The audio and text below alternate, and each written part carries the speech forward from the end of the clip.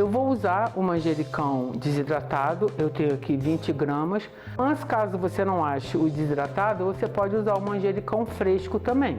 No caso, você pode usar os talos e as folhas, e a quantidade que você terá que usar será de 100 gramas de manjericão fresco. Eu gosto de fazer essa geleia em duas etapas. Primeiro eu faço uma infusão, deixo descansando de um dia para o outro para que a água pegue todo o sabor. Aí no dia seguinte eu começo realmente a preparação da geleia.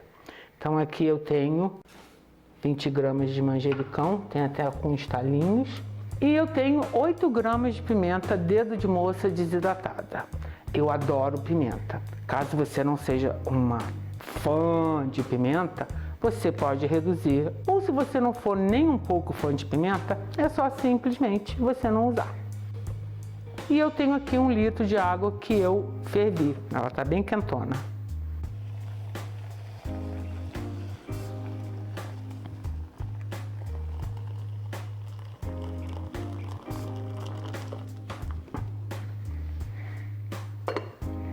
Agora é só deixar a tampa e deixar ela quietinha até amanhã para a gente continuar essa delícia. Eu tenho aqui 750 ml que eu coei aqui da infusão, que eu deixei de um dia para o outro, reduziu 250 ml. Então o que eu vou fazer? Eu vou ter que adicionar 250 ml de água filtrada para que eu consiga 1 litro, que é mais ou menos a base da receita. Só que antes de eu começar propriamente a receita, eu quero dar uma dica que é muito importante. No caso do manjericão e da pimenta, todos dois usados desidratados, tem um problema de às vezes acontecer de quando você passa assim pela peneira, né, para você coar, alguns pedacinhos menores do que a gramatura da peneira acabam passando também. Então a minha dica é a seguinte: você vai coar de novo depois que você peneirar. Você coa com um filtro de papel, esses de café mesmo, que aí todo o pozinho, toda partículazinha pequena que tiver passado pela peneira, por aqui não vai passar.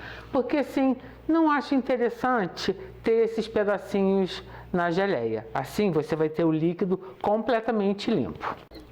Bom, então eu tenho aqui 750 ml de infusão de manjericão e pimenta, que ficaram mais de 24 horas, né, de um dia para o outro, pegando todo o sabor, e 250 ml de água filtrada. Agora aqui, para essa quantidade de líquido, 1 litro, eu vou usar metade, né, vamos dizer assim, vou usar meio quilo de açúcar cristal. Você pode usar o açúcar refinado ou mesmo o açúcar demerara. Eu não recomendo você usar o açúcar mascavo, que mesmo a geleia sendo escura, ela é escura, mas ela é cristalina. E se você vier a usar o açúcar mascavo, ela pode ficar uma geleia turva. Eu não vou colocar o açúcar de uma vez só, porque eu vou depois diluir um pouco de açúcar, né, dissolver a pectina industrializada no açúcar, que é a melhor maneira. Então eu vou colocar um pouquinho aqui de açúcar, quer dizer, um pouquinho não, né, um montão. Agora você mexe bem para ajudar a dissolver.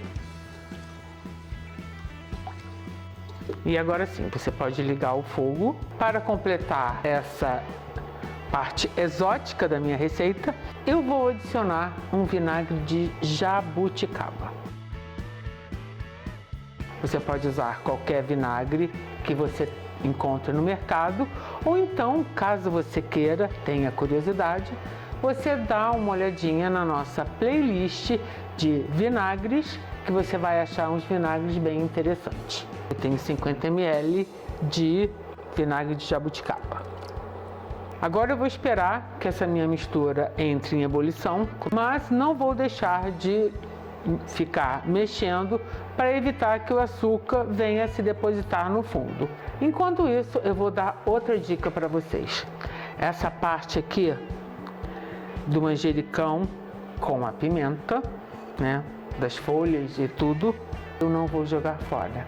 Então, caso você também goste como eu já comentei da nossa playlist de vinagres, agora que eu tenho matéria-prima, eu vou fazer com essa sobra, né, no caso as folhas e a pimenta, um vinagre de manjericão.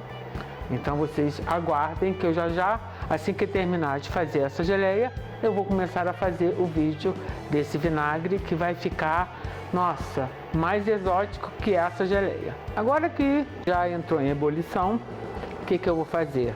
Diminuir um pouquinho o fogo aqui, o meu fogareirinho, e vou dissolver a pectina no açúcar que eu deixei para trás. Eu tenho aqui 8 gramas de pectina, porque nessa receita eu gosto de usar um pouquinho menos de pectina, que eu acho que fica melhor. Então aqui, aí você mistura bem até que o açúcar esteja todo misturado bem com a pectina. Você vê que ela incorpora, ela se mistura muito bem com o açúcar. Dessa maneira, a gente não tem risco dela ficar com grumos na hora que a gente adiciona. Porque se isso não for feito, ela acaba grudando e é igual gelatina que fica dura. Você tem que descartar porque não tem o que você faça para conseguir que ela não fique com aquela textura dura, né? De gelatina dura. Então com o fouet a gente vai adicionando aos pouquinhos, tipo chuveirinho mesmo, como gelatina em pó, quando a gente coloca e vai misturando.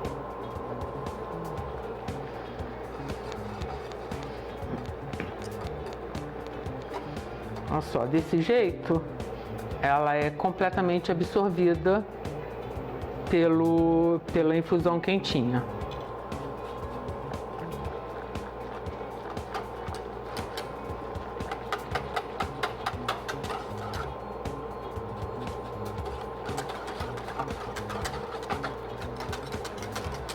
Essa espuma é muito normal, com a pectina mesmo, é uma reação.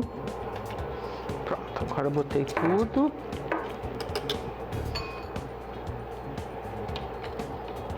Agora misturando, né, sempre mexendo, para evitar que ela esquente demais e venha a ferver e derramar. A gente vai ficar aqui cozinhando até que ela volte a entrar em ebulição e que comecem a aparecer umas bolhas que vão ser formadas, no começo umas bolhas pequenininhas, mas depois elas vão ficando maiores e conforme você vai mexendo, você vai sentindo que não está tão líquido assim, que ele já começa a ter uma certa resistência para você mexer.